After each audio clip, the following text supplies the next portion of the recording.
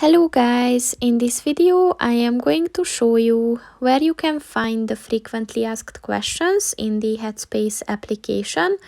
But first I just want to mention, don't forget to subscribe to my channel, because at 10,000 subscribers I am going to show you my whole YouTube revenue statistics and growth strategy, as well as how to make money online. Let's jump into it. First of all, open the application on your phone.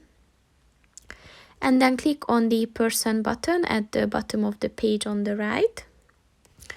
And then click on the settings button at the top of the page on the left. And if you scroll down, look for the support button and just click on that. And as you can see, at the very beginning, click on the top FAQ button. And as you can see, here are all the most frequently asked questions on different topics. So, for example, if you're interested in questions on account and subscription, then just look for that section.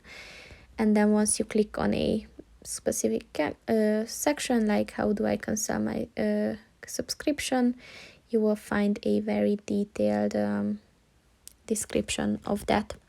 So that's pretty much it for this video, guys. See you in the next one. Goodbye.